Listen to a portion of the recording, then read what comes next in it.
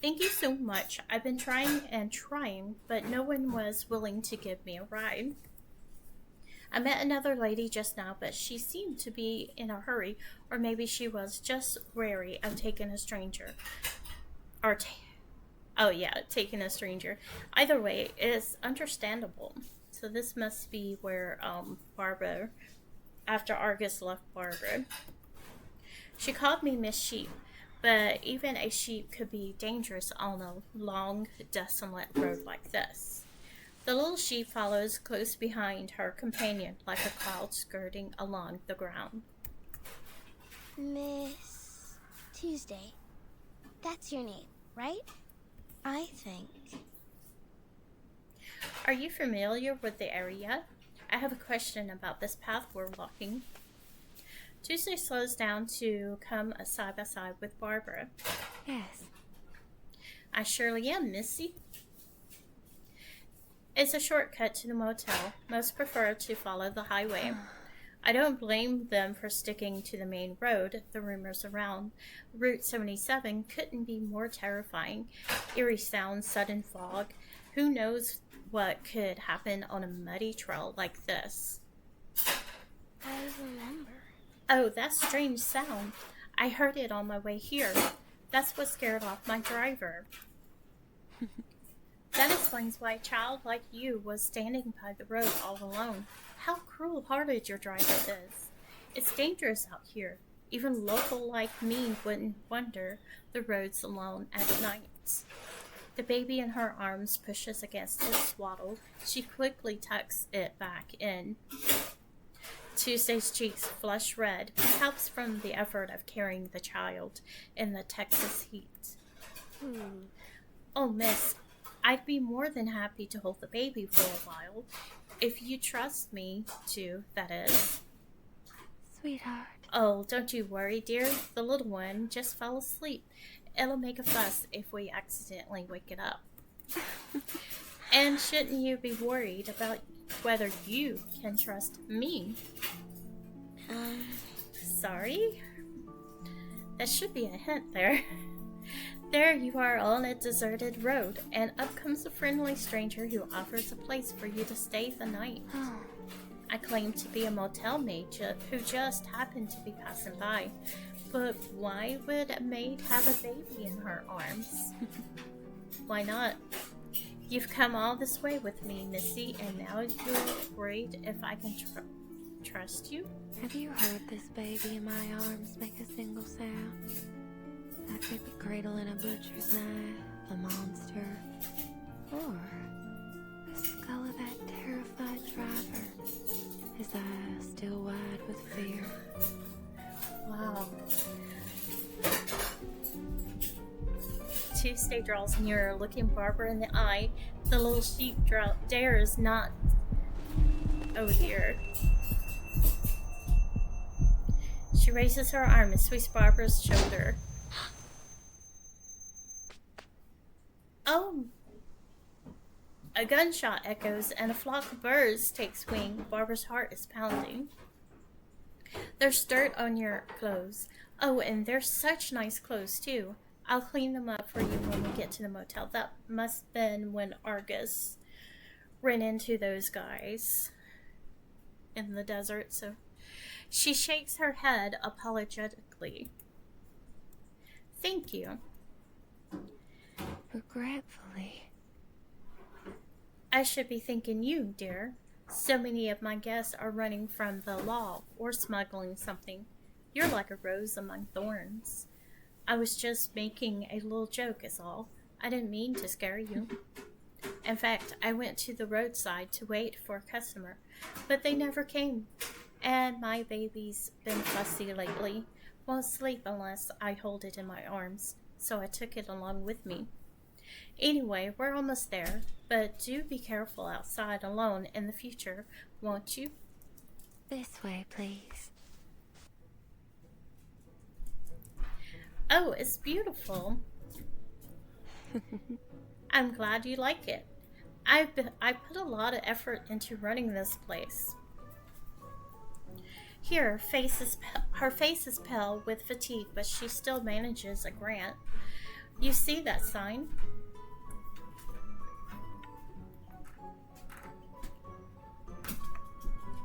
Kind of reminds me of Bates Motel.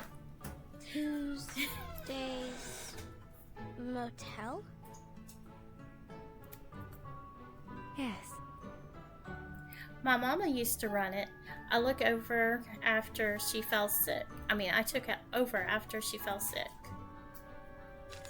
Tuesday pushes the door open as she... Welcome. Are there any requirements for your room? I'm sure I can find one to suit your needs. Well, a quiet room with a little sunshine and a table for me to write at would be more than enough. I've got just the room for you. Could you wait here a moment? I just need to set down the baby and go check on the room. Then I'll come check you in, alright? It's okay. Sure, I'll just take a look around here, if that's okay. Of course, make yourself comfortable. Tuesday strides away with the swift, soft steps. Barbara, now alone, unclips her notebook from her chest. I love her little notebook. The notebook is in the shape of a heart with a scarlet cover and white paper inside. It's a unique and delicate design. No, not this page. Not here either. I remember. Bonnet definitely told me about her parents and their restaurant. It should be around. When was it? We talked about that. The last time I saw her. Maybe near the back. But I haven't written much here. Hi, hello. Oh, hello. Barbara jumps at the sudden greeting, her heartbeat quickening. She nervously clips her notebook back onto her chest and takes a deep, calming breath. Ah, it is Kayla. This isn't the first time she's received a reaction like this. In fact, this one is rather tame. There's no need to be scared. I'm not an illusion or some kind of monster. It usually takes people a moment or two to get used to the way I look. I am very curious on if Kayla is the girl in the mirror that's trapped in the mirror. Wow. Oh my, you must be one of those arcanists, and not just any old one either. The most special kind, if only the sheep on my farm could talk and walk like you. You just check in today. Anything I can help you with? Oh. But I've got some jobs to do first. I'll catch up with you later, alright? Oh, I'm Kayla, by the way. You can call me Barbara. Pleasure to meet you, Miss Barbara. With a basket under her arm, Kayla walks briskly out of the motel. This place must be nice to have such energetic guest quest. We always provide the best service despite the limited conditions. Barbara doesn't jump this time. She's becoming used to the sudden appearances of new figures. Thank you very much, Miss Tuesday. You walk really quietly. Oh. All part of the service I provide. You wouldn't want me stumping around the halls at night now, would you? Anyway, your room's ready. Please follow me. You must be tired coming in so late. Why don't you drop off your bags and take a rest? You can check in later. I trust you won't jump out of the window to avoid paying me, right? Oh, man. Actually, based on my past interviews, it's more common for a guest to kill the owner, take anything of value from the place, and leave behind a messy, empty building. Wow. I think. Then the ghost of the owner hunts the motel, waiting for the future guests to check in so they can tear them apart. At least that's how the stories go. Wow. Well, now aren't you a hoot? Talking of ghost stories in such a serious manner.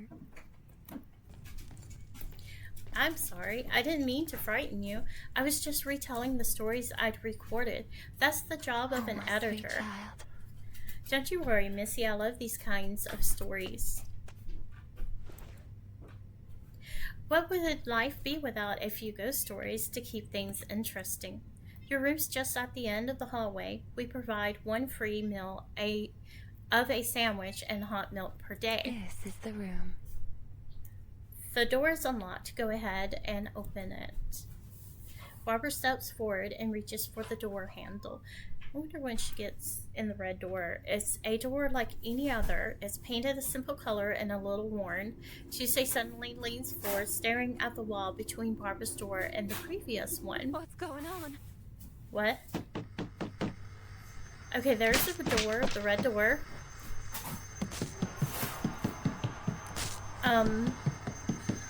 What is that, Lynette? She turns to Tuesday, not realizing in her panic that she has blurted out the name Bonnet. How did they not notice it before? Right there, before Tuesday, stands a crimson door. Barbara moves closer to Tuesday, reaching to pull her away from it. Stay away from that door. Whatever's behind it doesn't seem right. Wait, Okay, the door creaks open. That is not what I expected.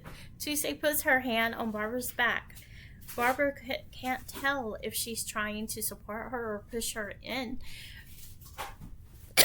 Hey, So that's when she, yeah. The red room.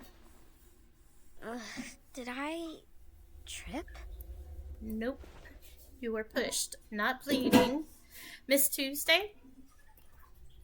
Good, she's still breathing. Doctors do say that people can faint from sudden shock.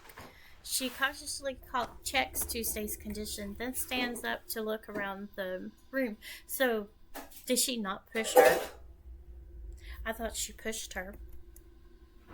Fabric clings to the walls and ceiling and envelopes the furniture like skin. The entire room is a rich, fleshy red, all except a small white crib in the center. It sits there like a bone jutting out from bloody flesh. I think. Is someone hiding in here? She clenches the Walkman in her hand. The feeling of its edges digging into her palm helps her calm down. No, not yet. If my Walkman runs out of batteries now, I'll be in real trouble. Is there anything? The rumbling sound seems to have been completely absorbed by the room. Now all she can hear is her nervous breathing and a heartbeat in her chest. Barbara squats down, attempting to find something useful. Just as she's about to give up, a tickle on her shoulder draws her attention. Spiders. It's a spider. It crawls out from under her sleeve and comes to stop on her palm. Oh? Oh, hello, little guy. I didn't know I'd find you here, too. Well, this makes things much easier. Could you do me a favor and have a look over there? Move lightly, okay? We don't want to get spotted. I love how she can command the spiders to do stuff. She holds her breath as she waits for the spider to reach the crib. It climbs up the crib and disappears into the fabric. oh, Seems our Missy has a secret. Barbara is also focused on the spider that she doesn't notice that Tuesday has opened her eyes. The classic story of the ghost mother should be horrifying enough. Yeah, after her story. Could it be that? The spider hangs down at the edge of the crib, swinging from its web. Neither one notices that Tuesday has closed her eyes again. Fine. I see. Guess this place is safe for now. I don't know. The spider crawls into the corner of the room. Barbara makes to follow it. Oh? You're awake. Do you know that? Mama, please. Mama, did you know that this motel used to be a restaurant? Barbara sits down next to Tuesday and gently tucks her hair behind her ear.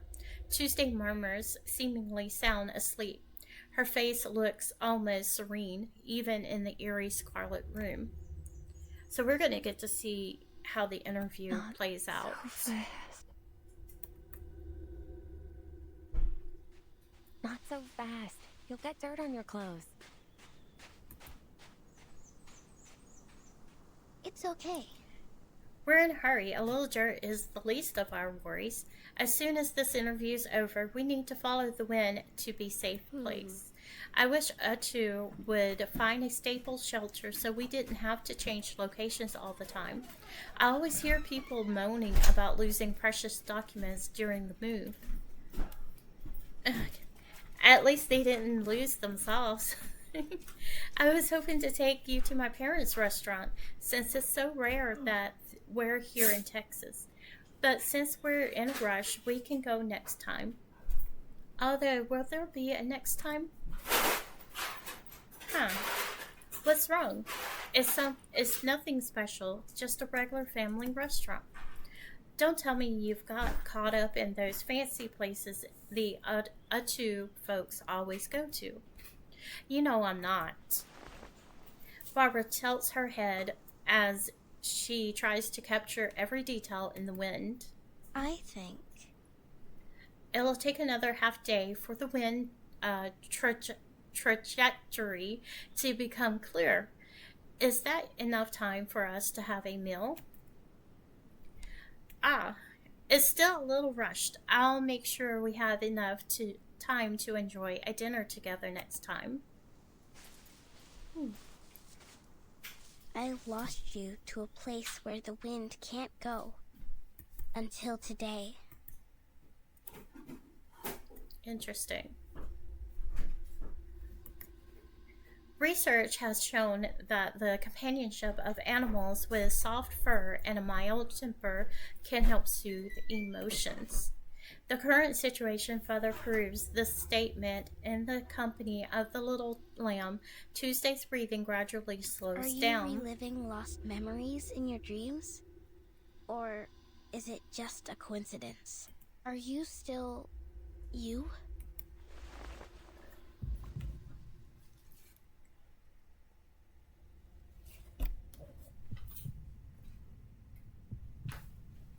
Sheep are often considered the symbol of good sleep. They can lull people to slumber and bring them good dreams. But Barbara can do more than just this. 1, 2, 3. Like sheep jumping over a fence, she can leap into a person's dreams. Wow. She and her sheep mother used to frolic together in each other's dreams. You see, this power runs in her blood. She used this power to learn more about her human mother and won herself a job as an Atu editor. That's so cool. And now she's using it to find her long-lost friend. Dang. Still in the motel. I didn't think I was going to pass that. This place must mean a lot to her. But she stops at the figure before her. It takes a few seconds for her to recognize its face. It's Tuesday. She's slumped on the floor, cold and breathless. Her life has been taken by an inexplicable being. A typical horror story scene. I think. Judging from the direction she's facing, she was trying to leave the room to get help. Clearly she failed. Every door in the hallway is tightly shut. And they all look exactly the same. There is no sign of the crimson velvet door. This is the washroom. There are ghosts in the mirrors and weeping shadows lurking in the corners. When you turn on the tap, blood pours out. A classic crime scene. The washroom is the most common place for motel victims to be killed. Maybe she came here to fix her uniform, or she was checking on a guest's complaint. Either way, it didn't end well. She carefully steps over the body on the ground and returns to the hallway. Time to go to the motel entrance. Horror stories always start the moment you step into the place. On her way down the stairs, she hears the sound of a door closing. It's quiet, but her ears are sensitive. She makes her way to the source of the sound.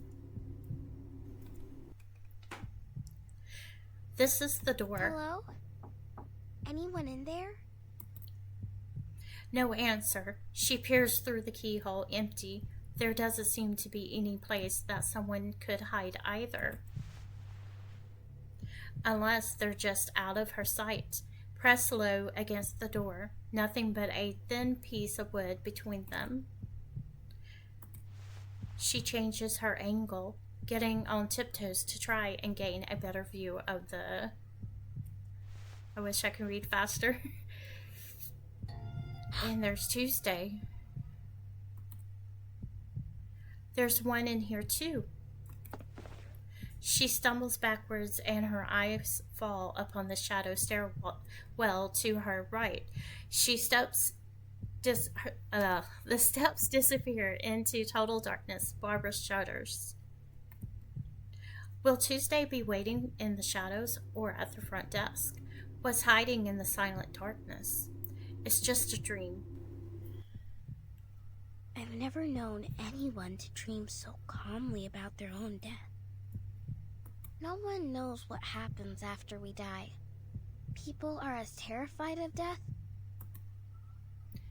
as they are intrigued by it. Once again, she's greeted with Tuesday's cold and lifeless body. How many times have they met this way? She can't remember. Rock-a-bye, baby. Barbara steps closer and closer to the body, as if alluring. When the wind blows the cradle. Rock-a-bye, baby, on the treetop. When the wind blows, the cradle will rock. When the bough breaks, the cradle will fall, and down will come baby, cradle and all. Oh, you're awake, my sweet child. I'm terribly sorry about all this. Are you all right? I'm okay. She struggles to sit up from Tuesday's lap, realizing her headphones are no longer in her ears. She hastily puts them back in. Only when the familiar country music plays does the itch in her throat begin to soothe. When did you wake up? What happened in this room? Do you know a girl named Bonnet? My, you're like a little question machine up and running again. Bonnet, a very sweet name, but it doesn't ring a bell. As for the room, what could happen in such a safe and quiet place? You go on ahead and rest here until you're fully recovered. I don't think I would go back to sleep, sorry. Although I must apologize. There's no desk here. After all, we're just a small motel in the country. Our facilities are rather limited. And I need to apologize for the coming accusation. What you're doing to me now is called false imprisonment. Ouch. I took good care of you when you passed out and made sure you had sweet dreams. That was not sweet dreams. How could you accuse me of something like that? Tuesday lowers her head to fix the hem of her skirt. It seems to be a habitual action. That was a nightmare, not a dream. All the more reason to get some proper rest, don't you think? No. In fact, I envy children like you. I never dream, you see. But wasn't that your dream? Tuesday doesn't answer her muttered words. Well, I enjoyed our little chat, but I've got work to do. I should get back to the highway to greet that guest. And I'd better buy some groceries while I'm out too. Got to make sure I have enough food for your meal later, don't I, little one? Please wait, I have one last question. She points at the crib in the center of the room. This room doesn't seem like a nursery at all. The crib's empty and you're not carrying that baby in your arms right now, so... So that really isn't a baby in your arms. Nope. What is it then? A corpse? Or a ghost? When I first arrived, someone mentioned a disappearance here. I think.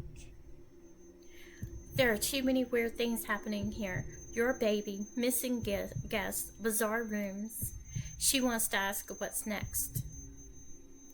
You're a sharp one. I like you. Most people are afraid to even ask, you see. Her cheeks flush again. Somehow it doesn't bring any sense of vigor or health to her face. Instead, it adds a fragile tone to her pale skin. She looks like a silver table knife that could bend at any time. Oh, you've broken my heart, but...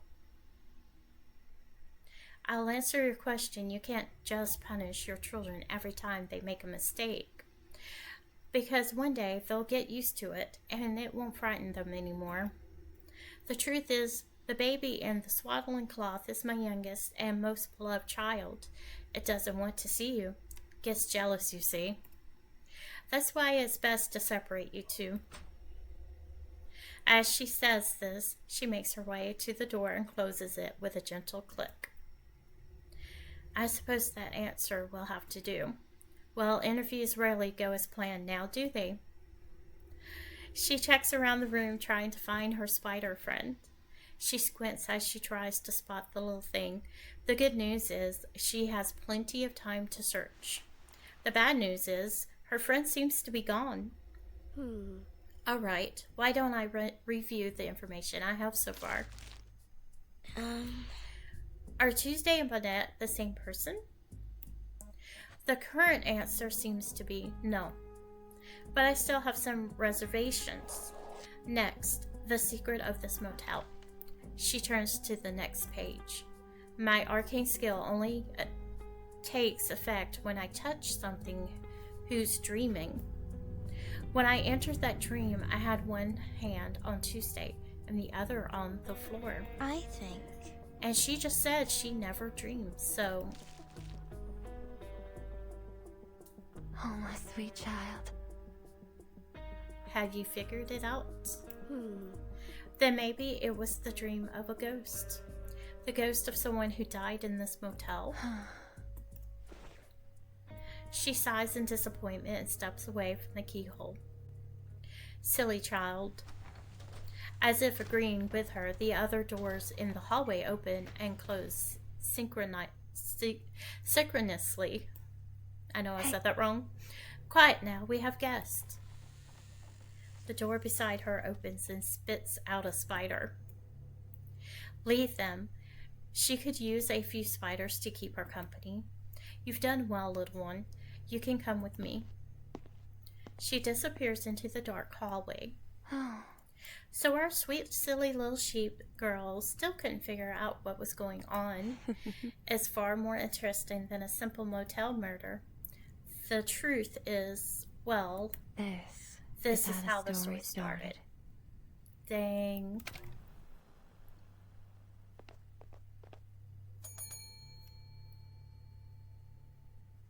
Hello, is anyone there?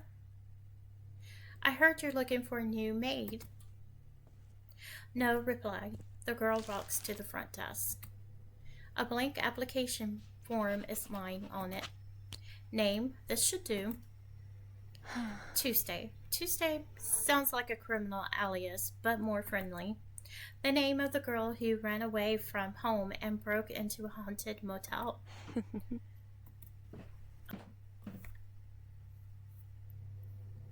Excuse me, can anyone help me? I'm hungry and tired. Hello, I'm here for the job. I filled out the form downstairs. There is no sound but the echo of her own voice. She knocks on every door, but not a single one opens. Boring. I hear the sound of a door. A small noise grabs her attention. She looks around, not in shock or surprise, but a kind of curious glee.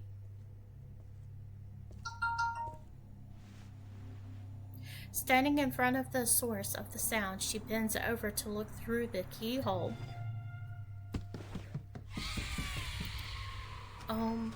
Screams pour out of the doorways and into the hallway. They quickly merge into one solid what? I didn't get to finish that. Oh, do you need something? How can I help you? My apologies for the noise. I didn't mean to inconvenience you. She stops. Oh. How generous. There's a room for me already. A door has appeared beside her, red as a fresh cut. She opens it.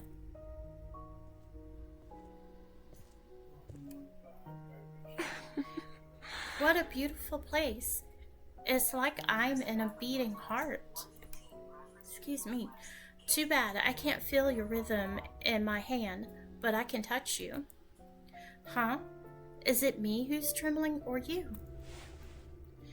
She caresses the floor, occasionally pulling and twisting the fabric in her amusement. The stories of the disappearances have spread pretty far. Some say there's a gang around these parts. Others say a bear or some other wild animal. I even heard stories about a killer clown and a murderer in a bunny suit. No one dares go out at night anymore, especially young lovers. Doesn't matter how beautiful the moon is.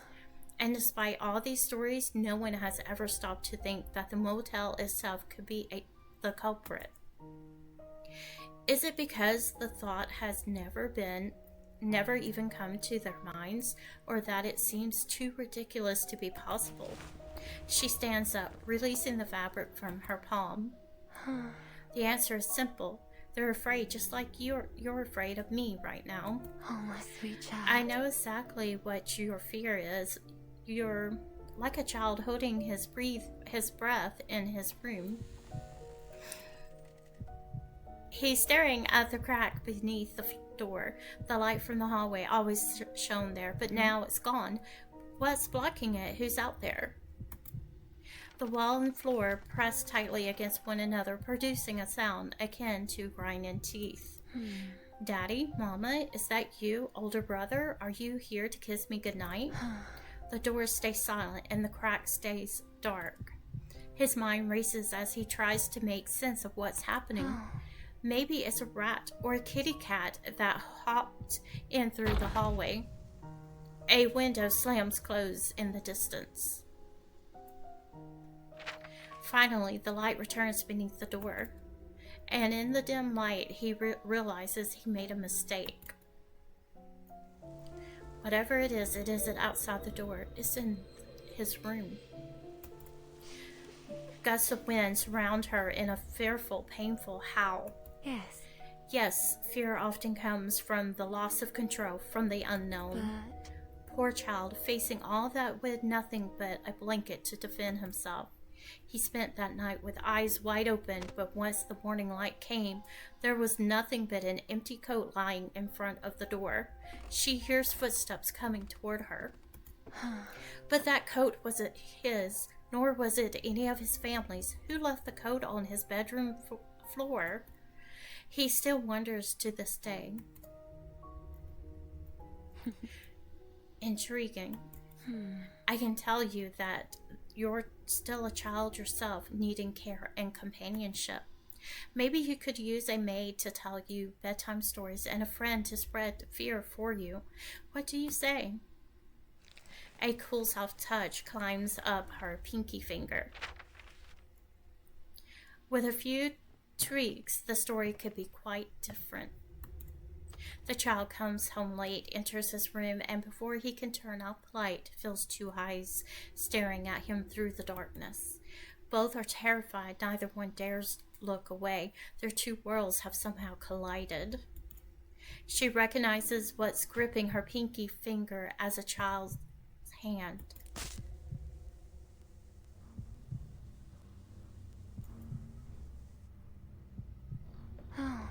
Until the boy finally plucks up the courage to reach for the switch. Holding his breath, he pushes down to see. Oh!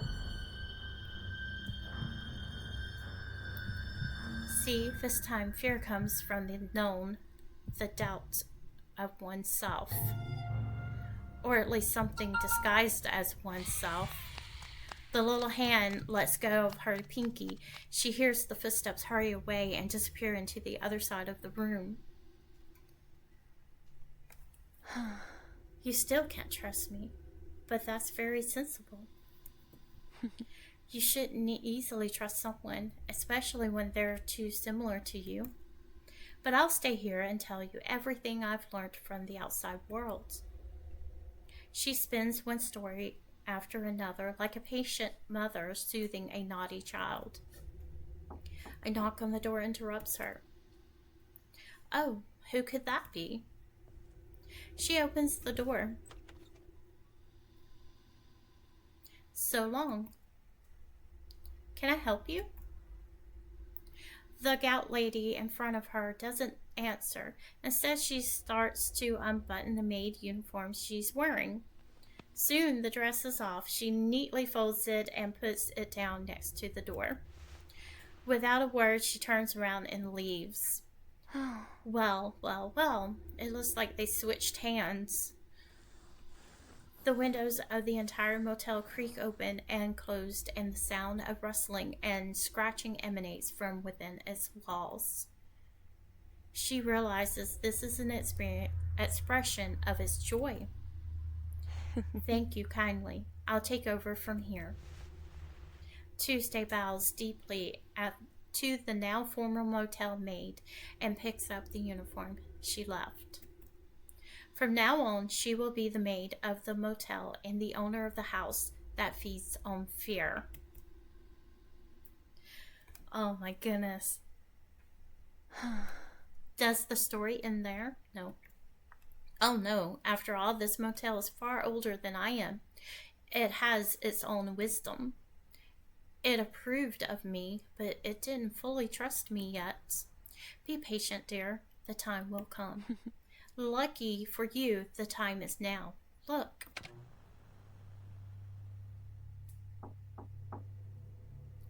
Sir, did you call? It's the motel maid. Please open the door. Sir? No response. She puts her hand on her chest. Her heart is beating faster than usual. She's always been good at peering through keyholes. She's done this since she was a child. The weight of her body makes the door groan and creak. There's a faint scraping sound coming from behind it.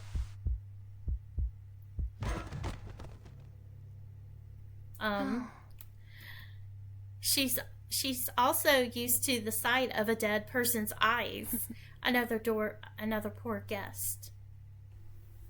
How many times have I told you not to eat things off the floor? I've heard that before. Stefan came up missing in the main story.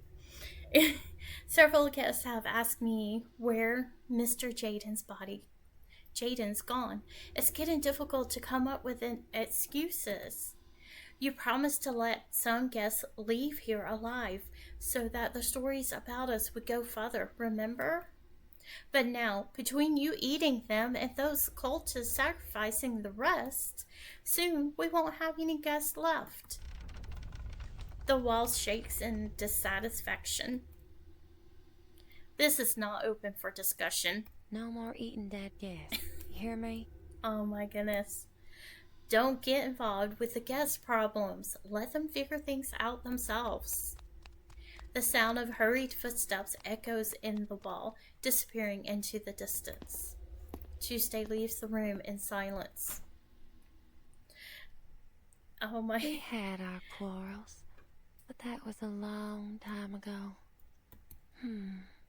How did we solve the issue? Let me think. I suppose there was a little conflict.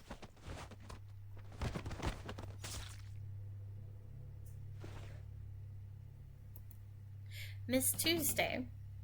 Oh, do be careful, ladies.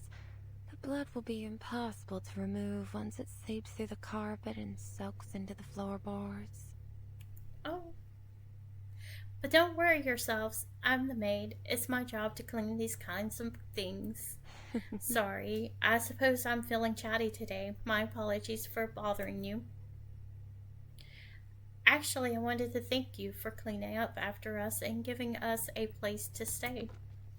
Tuesday steps over the body lying on the ground as if it were a fallen branch rather than a dead person.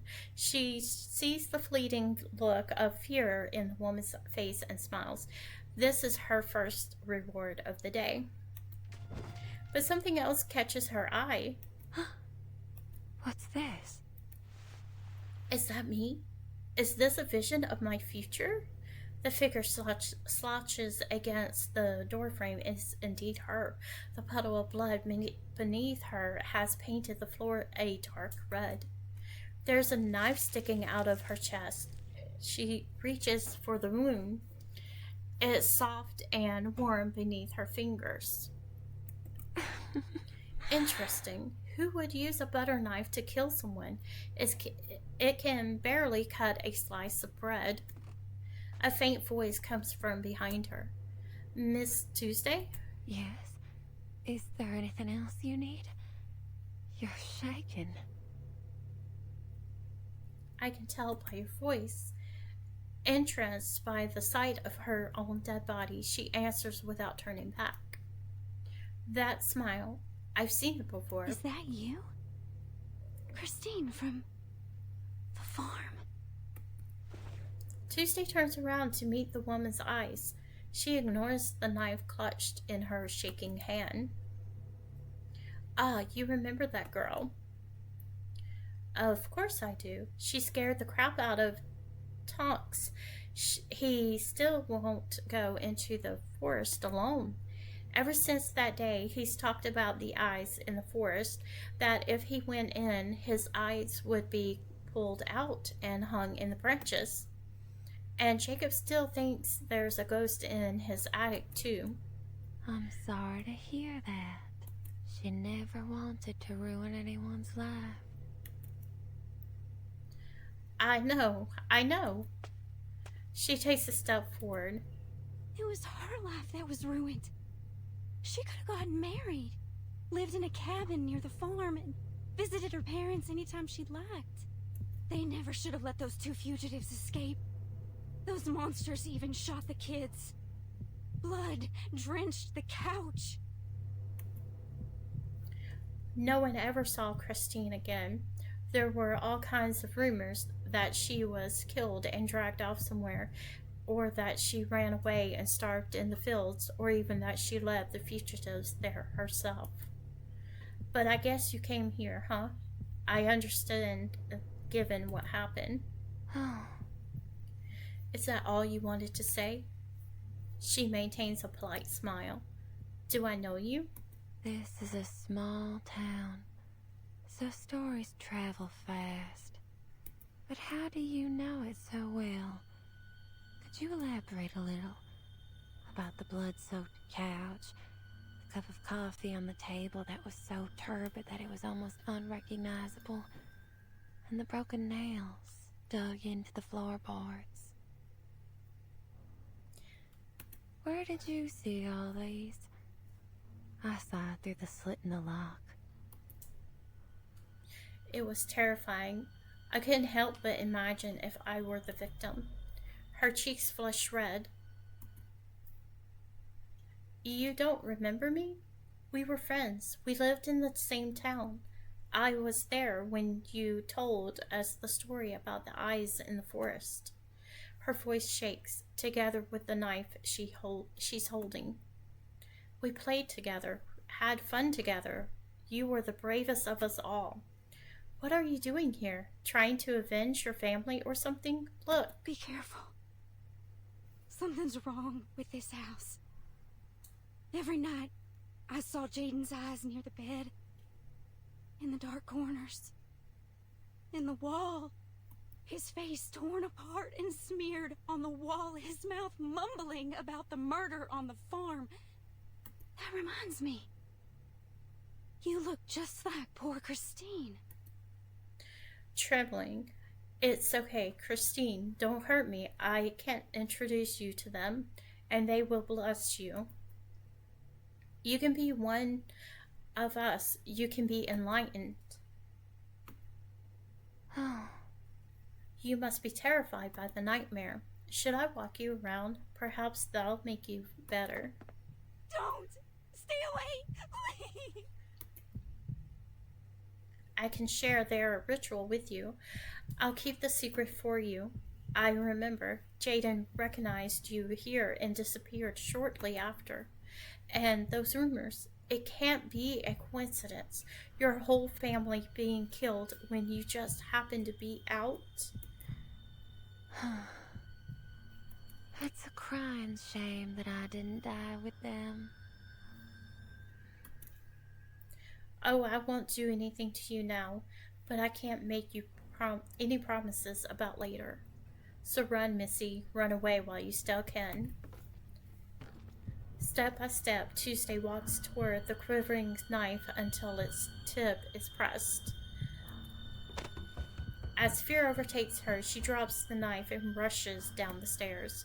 Tuesday sighs, bending over to pick it up. This knife is far too blunt to hurt anyone. She hears the front door open and slam shut. The footsteps fade into the fields outside.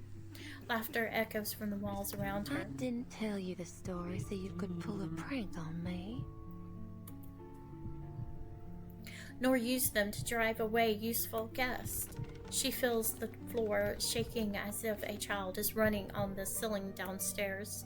Even if you scare all those cultists away, my mind won't change. So stop eating and killing them, okay? It's not funny. And please, try making up a better story next time. Alright, you can do whatever you want with this body, but this is the last time, understand? There will be no next time. A door slams shut behind her.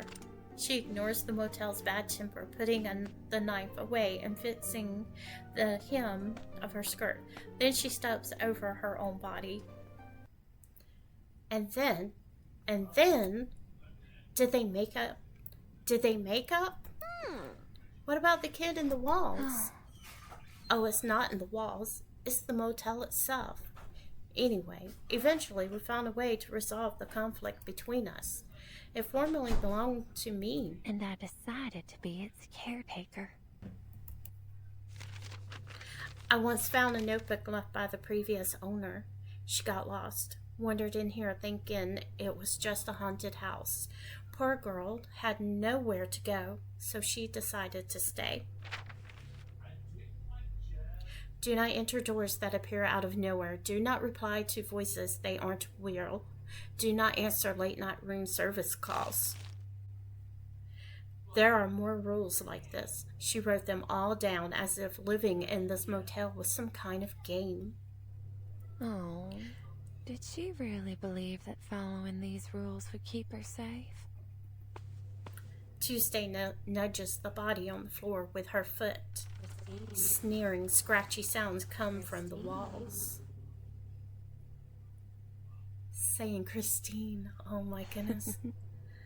Look at you, creating all these illusions as if you can predict my miserable fate.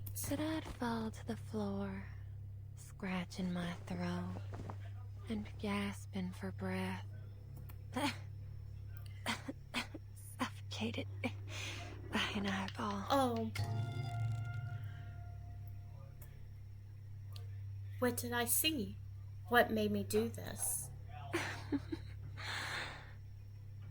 It must have been those blinking eyes outside. A ridiculous story like those she once told to scare her friends. There are many doors in the hallway. Footsteps pitter-patter behind her. Nobody knows what's behind each of them. Perhaps there's a butcher with a paper bag on his head, or a chupacabra with dry, matted hair. Or maybe there's a wandering ghost spying on the living through the keyhole. Christine. Hmm? Christine.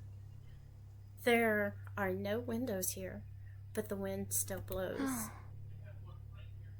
I can hear voices in it. Someone's calling out. Christine. Christine. Her parents are missing their child, and her siblings are missing their older sister. She steps into the shadows. Poor child, so far from home. Like a piece of flesh that's been torn from the body. She should be placed back in the wound. Reunited with her family. Oh dear. A dull pounding sound comes from the wall beside her. Or perhaps she should hide in the nearest room. Just like this. Oh. No, that's not it. This room is far too small to hide in, and my pursuer is everywhere. Christine. That's a loud one. What should I do? Hide under the bed or make a run for it? Things won't end well if I stay here. Look. She studies her own twisted face in the mirror. I hope I'll never make that face. All right. Think Tuesday. Oh, maybe the bathroom's a safer place. The walls there are thicker and it doesn't like water. The vase on the cupboard falls to the floor and shatters. Oh. It's here, in this room with me. Luckily, there's a public washroom outside. I'd better lead it there. This disobedient child has to learn a lesson. But I have to get there, this door first. The doorknob won't turn. No matter what she tries, it won't budge. Oh, laughter rings in the room. Who shut the door? Who shut the door? Oh. She bends down to look through the keyhole, just as expected. Maybe I didn't make myself clear. Don't eat off the floor, and certainly don't spit them out again. I'm getting pretty tired of you blocking doors with dead bodies. She takes a few steps back and leans, preparing to ram the door open with her body. Ready? My apologies, Mr. Jaden. But curiosity killed the cat. Maybe should quit staring through keyholes. The destination is at the end of the hallway. All she has to do is run and keep running.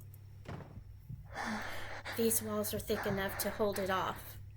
But this door could be easily broken, and I don't have time to barricade it. What else do we have here? A mirror. Everyone knows you shouldn't look into the mirror in a horror story. How about shattering it? She might be able to use a shard to defend herself, but she also might hurt herself in the process.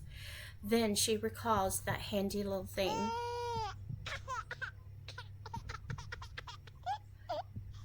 Christine.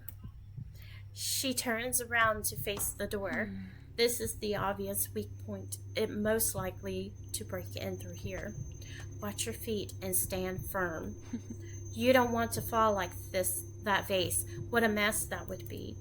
Her heart pounds in her chest. It's beating at a familiar pace, like when she looked down at the farm from the hill and saw the townsfolk panicking after another bloody murder. Is this the thrill of escaping death? No, it's more than that. Get a story. The townsfolk were compelled by their curiosity, but even so, they didn't dare look at your bodies. Daddy, Mama, my younger brother, and my dear little sister. You've no idea how quickly people crumble in the face of fear. She clings to the tool with her clammy hands. It's a silver table knife.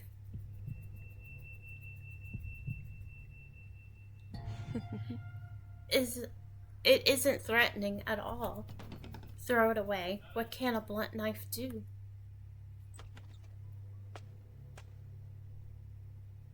Fear is a warning.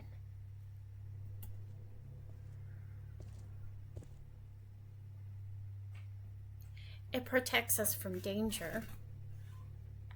Our fear of fire protects us from getting burnt. Our fear of heights stops us from falling. Most of the time, fear comes from our imagination. Countless unknowns and endless possibilities swim around in there. What's hiding in the dark? What'll happen next? Whose footsteps are those echoing behind me? Oh, I forgot to read that. Fear is surrender. Succumbing to fiction, to imagination. She repeats the name, Christine. Christine herself is a tiny silver knife, then delicate and quiet, but sharper than anything. And frightening others is defying your fear. Oh, what a sweet moment to defeat the undefeatable.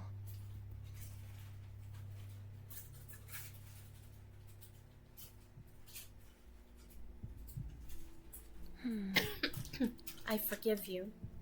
Will you turn off this light? It's awfully bright.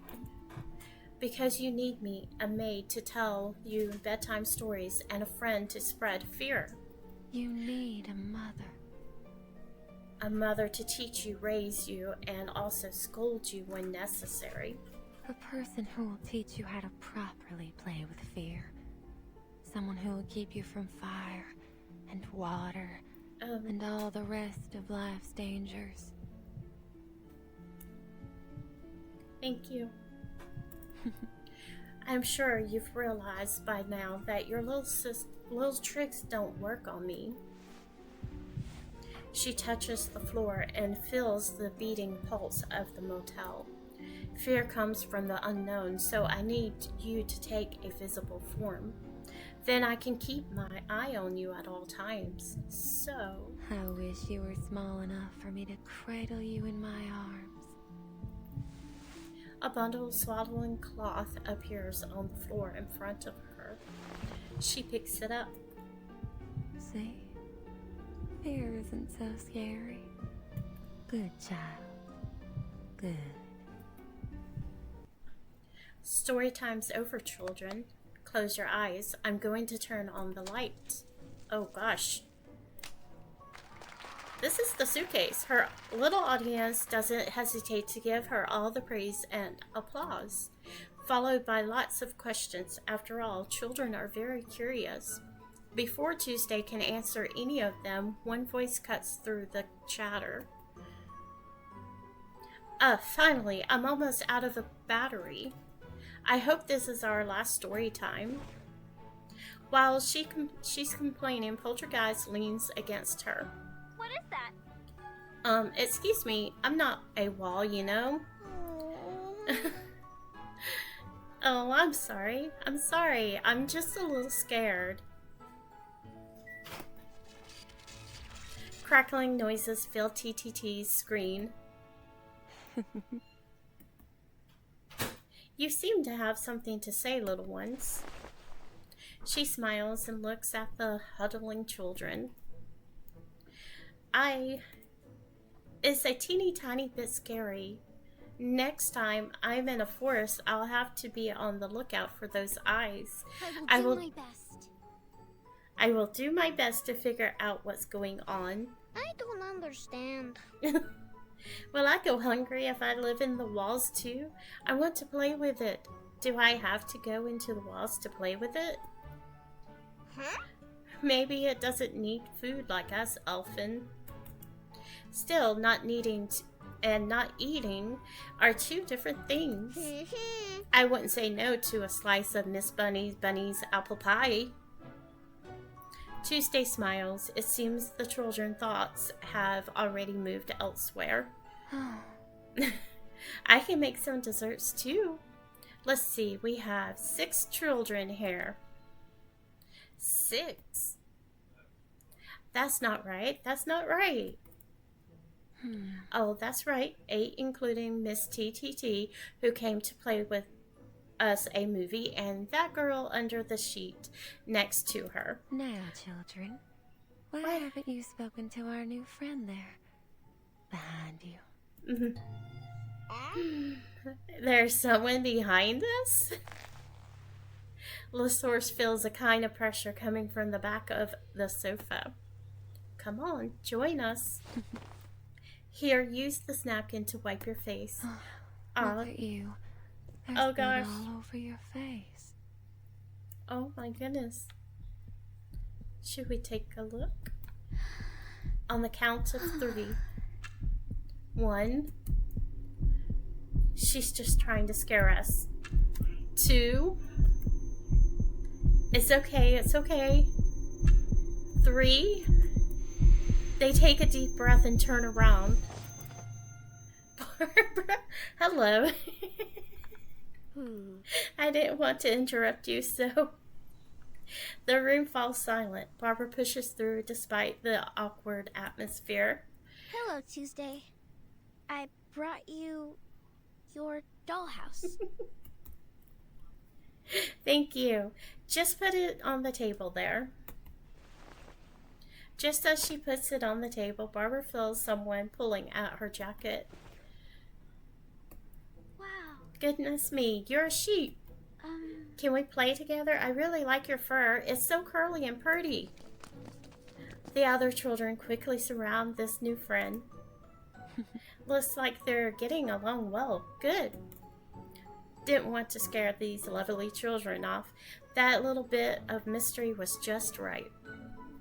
Alright, it's time you and I had a chat.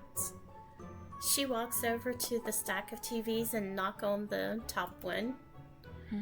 Where's that little girl who was with you just now? She said there were too many people here and ran away. Maybe she's hiding somewhere. Anyway, I helped you a lot this time. I bet you really regret selling me now, huh? Oh my goodness. Where else could you find such a useful, well-designed, and perfect for a motel TV? Yes. You're right. The other TVs I bought never worked properly. I rarely used them. So she's that TV she sold her when we was doing the reading the list from the main story.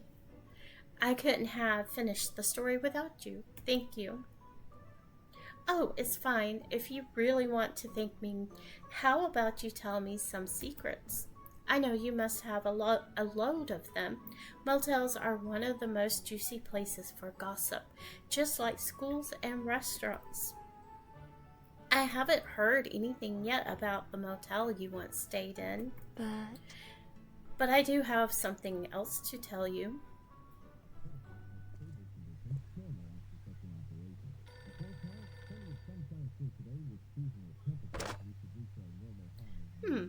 That TV seems like it could fetch quite a price. It's a phone call about TV business. Alright, just sneak it out when no one's around. It's said that there's a talking ghost living in it. An eye is peering in through the keyhole. Haha, she's no ghost. She quietly gets to her feet, ensuring she doesn't make a sound. What should I do now? It's not proper to kick out a guest, and it's not appropriate to keep a child at home forever, no matter how well behaved she is. Oh, didn't a guest mention that there's a market nearby? Yes, she said it was crowded, full of Arcanus customers. That might be a good choice.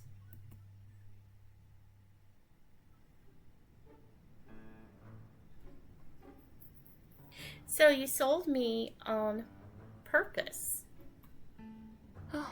Well, weren't you the one always saying the motel was too dark and creepy?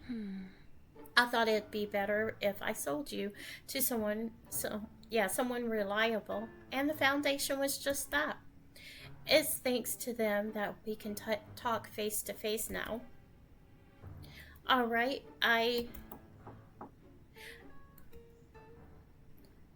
someone's knocking at the door. But the door isn't closed, see? The children left it open when they left. What?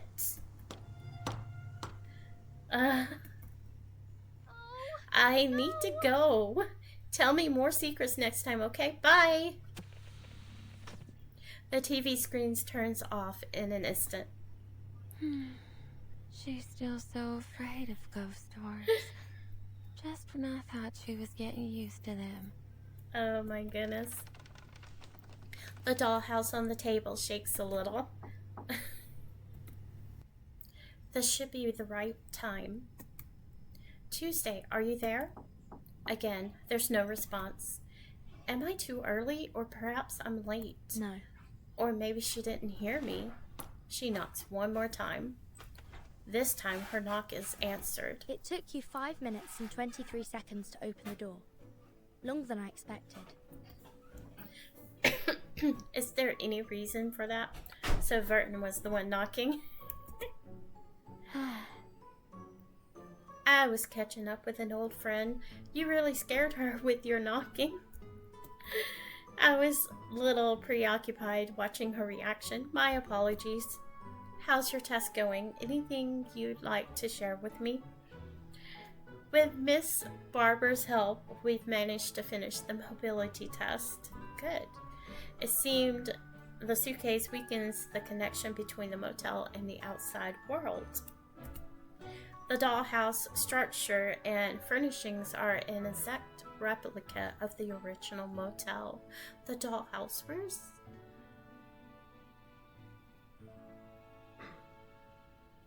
I don't see the dollhouse in here. I was thinking there was one somewhere in here.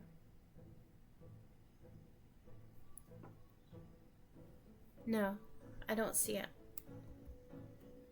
I can feel it shaking when Miss Barber moves, but not so much that I lose my balance. No. So in conclusion, there's no need to take extra measures to restrain the dollhouse. Which I'm sure Miss Vela will be glad to hear. Wonderful, then it's safe for those lively, curious children. My child could use some friendly playmates. It's a win-win then. By the way, there's something I've been meaning to ask you. Yes? It's about your suitcase. Is it similar? Is it a similar existence to my child? Oh, you don't have to answer if you don't want to. Tuesday studies her face, looking for any sign of hesitation. Didn't you ever worry that I wouldn't open the door for you? Anyway, I know we're going to spend a long time together, so I told it not to play any pranks on you. But I didn't expect it to be so obedient. The swaddling cloth in her arm stirs. Good child. There. Good. I'm not blaming you, sweetie. Truth is, Miss Burton, I find you rather intriguing. You're so young, yet you're steady as a rock. You're not afraid of separation or of being left alone.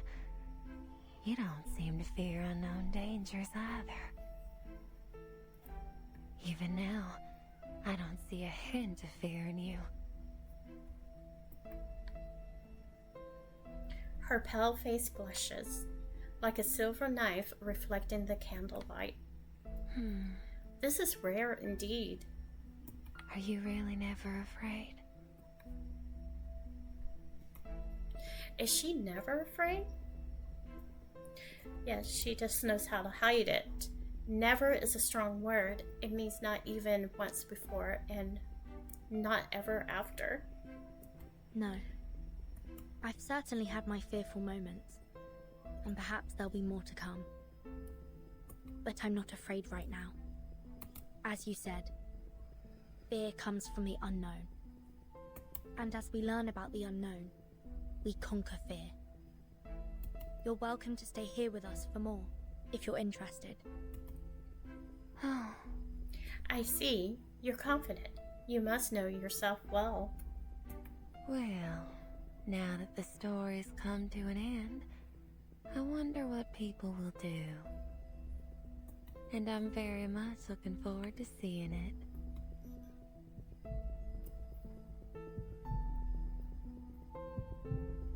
What is fear?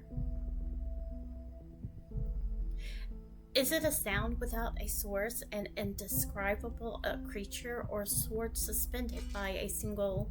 Wait, is it a mirror? Or a pair of eyes gazing into the abyss and the abyss staring back?